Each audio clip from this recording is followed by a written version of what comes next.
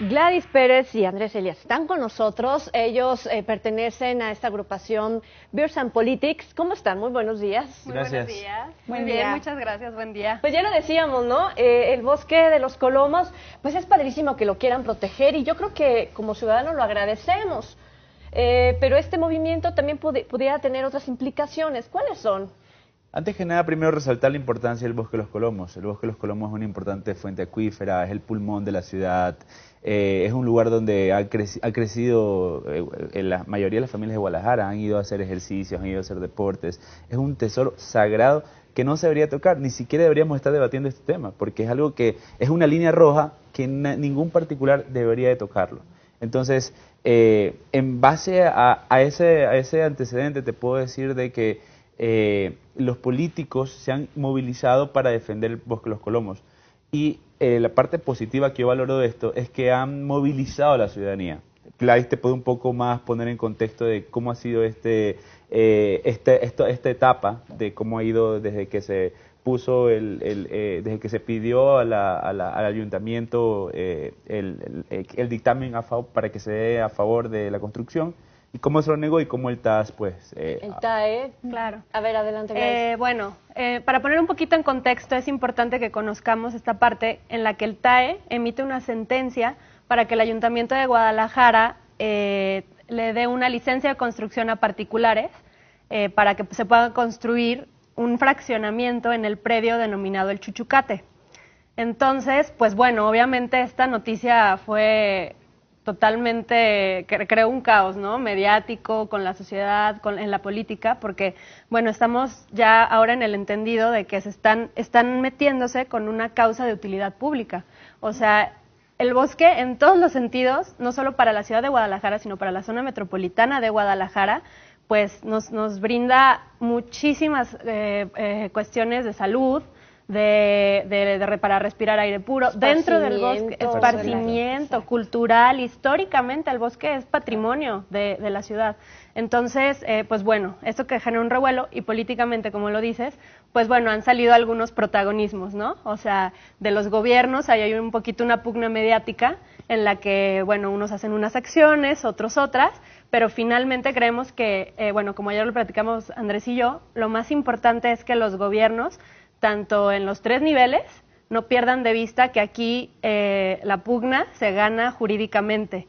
Entonces, las acciones pueden ser, bueno, positivas. Por ejemplo, la colecta de las firmas, sin duda, fue importante para informar a la sociedad y para involucrarla. Pero sí hay que recordarles, y nosotros como ciudadanos es un poco nuestra responsabilidad, el hecho de poder estar ahí detrás, ¿no? Viendo que realmente se hagan cuestiones jurídicas a favor del bosque. Y que ahorita aplaudimos estas acciones que se tienen, pero políticamente, ¿qué se dejó de hacer para no llegar a este punto? También hubo sus omisiones. Claro, mira, yo voy a explicarle a los televidentes acerca de la comunicación política. La comunicación política son acciones que hacen los políticos para comunicarle a la ciudadanía un determinado tipo de cosas, ¿no? ¿Verdad? Esta comunicación nos ayuda a plantar temas, a plantar ideas en la sociedad, a poner en el radar nacional este tipo de temas como el Bosque de los Colomos. Estas acciones que se dan sirven para posicionar al político. Entonces, vemos claramente aquí un espacio que se está disputando, ¿no? ¿Verdad?, entre el alcalde, el presidente municipal de Guadalajara y el gobernador. Entonces, cada uno tiene sus diferentes acciones, ¿no? El gobernador está recolectando firmas. Hasta el día de ayer iban más de 12,000. Más de 12,000.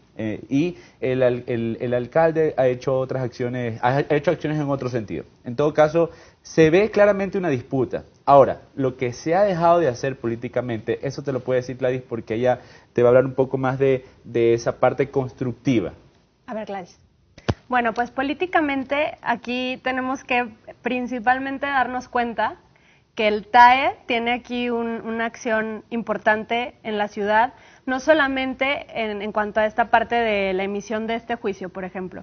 Lo que ha sucedido con el TAE es que tienen la facultad para emitir algunas sentencias en torno al crecimiento incluso de las ciudades. Entonces, tenemos, por ejemplo, ¿no?, en Guadalajara, colonias como Lafayette o la Colonia Americana, en donde tenemos un crecimiento totalmente desordenado. porque se permite que los particulares acudan al TAE con un recurso y entonces les sea favorable a ellos, ¿no? Y entonces tenemos zonas donde hay parte habitacional, parte comercial, parte... todo revuelto, ¿no? Y mira, te digo, nosotros vivimos en López Cotilla y al lado del departamento hay una discoteca, al otro lado hay un restaurante. Es imposible. No, y espérate, porque ya es una inercia. Aquí, en todo este proceso, y por cuestión de tiempo, les pregunto, si se llegara a haber una resolución o que a nivel federal no fuera el fallo a favor de los ciudadanos y se permitiera la construcción, ¿quién pierde aparte del ciudadano? En todo caso, perdería tanto Alfaro como Aristóteles Sandoval, o sea, la figura municipal como la figura estatal. Claro, totalmente. Para mí, perdemos todos, porque yo creo que hay espacios sagrados, o sea, que no debería ni siquiera alguien construir ahí. Entonces, si nosotros permitimos hoy que en el bosque de los Colomos se construya, que es el pulmón de la ciudad, esto va a ser una metástasis. Mañana irán por el corazón de la ciudad, por el cerebro de la ciudad, o sea, van a irse adueñando de más espacios, que es lo que decía Gladys, el TAE en ese sentido, ahí es donde deberíamos de fijar nuestra mirada. Yo creo que se ha dejado de lado esto. ¿Cómo es posible que el TAE emite esta sentencia y ellos estén tan tranquilos y toda la ciudadanía movilizada? ¿Cómo es posible que alguien tenga siquiera una pizca de idea de construir en un lugar? Pensé que ibas a decir algo así como desvergüenza. Dilo como quieras, la desvergüenza, como nosotros decimos, el caretuquismo, ¿no? El ser cara de piedra para decir, no, aquí en los Colomos voy a construir. Entonces, no solo pierden políticamente los dos, hay que pensar cómo pierde la ciudadanía, cómo pierde la ciudadanía un paisaje, una fotografía de la ciudad. Pero sí habrá políticamente algún responsable que sea señalado por el ciudadano y luego somos olvidadizos. Claro. Van a pasar algunos meses y nos vamos a olvidar de los Colomos también. Y lo más grave es que esto sería un punto de partida para que se repita a futuro. O sea, este sería como un caso que daría pie a que ocurra esto nuevamente en un futuro.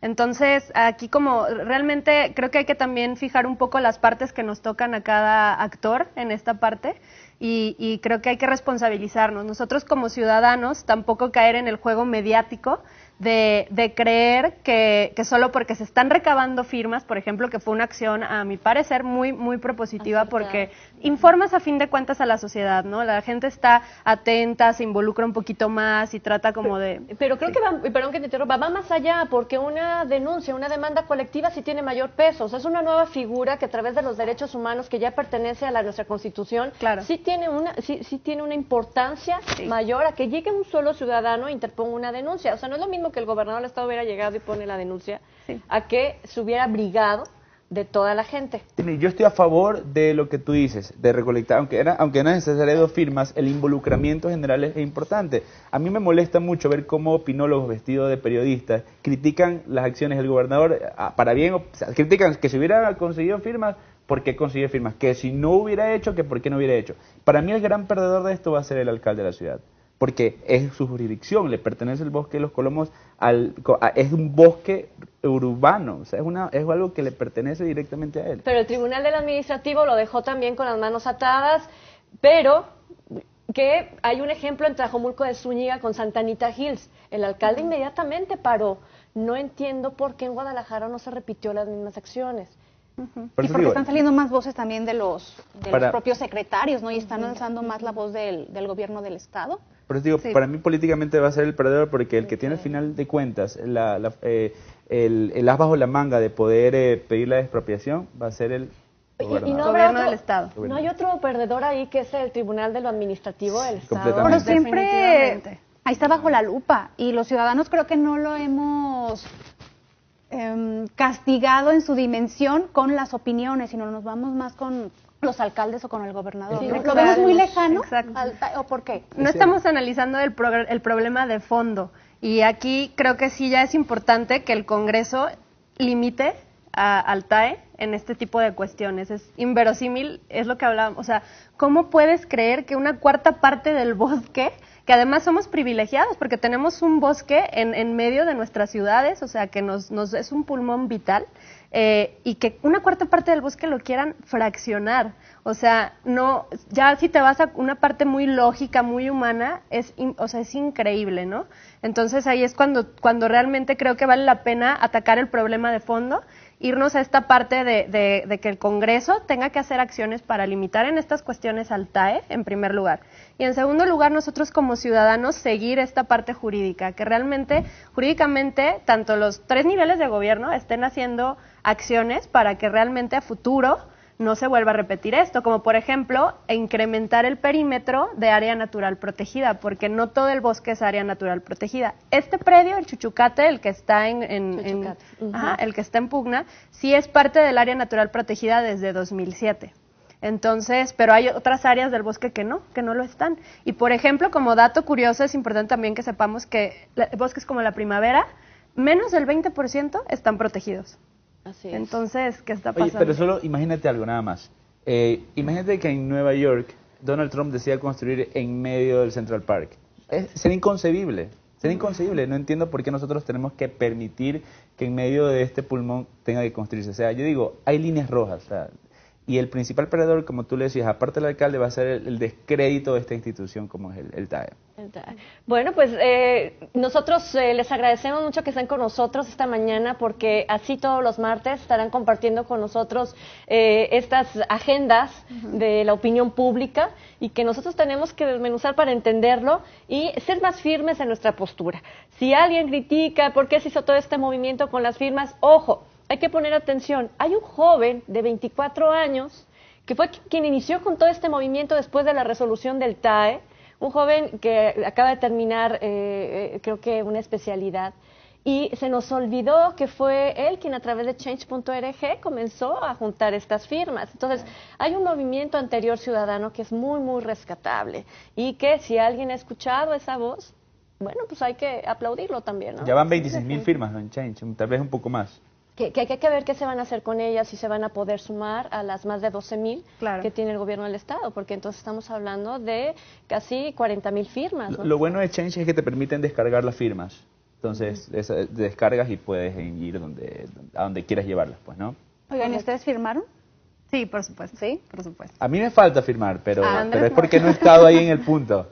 Pero tienen mi firma moral, que es a través de estos medios. No, vas a tener que meterte no, nada de moral, el equipo Pelito habla. Y el día de mañana, ¿qué tema nos van a presentar en su programa? A las 6 de la tarde, si no me equivoco, ¿cierto? A las 6 de la tarde, en 6:30 AM, vamos a estarles hablando sobre la comunicación política en general, ¿no? Aterrizándole un poquito al ciudadano, y por qué es importante que como ciudadanos conozcamos sobre la comunicación política, cómo se maneja, por qué se maneja de ciertas maneras. Entonces, para nosotros un poco dar una perspectiva externa y que el ciudadano pueda decir, mira, ya entiendo un poco más el tema y ahora ya tampoco voy a caer tanto en el juego de la comunicación política. Y también nuestras redes, ¿no? Sí. Adelante, ¿cuáles son las redes? Gladys, por favor, te doy el honor. Nuestras redes sociales, bueno, en el programa de radio, mi red social en Twitter es glapersm, @glapersm, la de Andrés es andreselías.com. andreselías.com. Muy bien. Y la del programa de radio es @bpolgdl. Muchas gracias. Gracias a ustedes. A ustedes, un gusto estar aquí. Vámonos a la pausa, Trini. Así es, Y regresamos. ¿Hay más?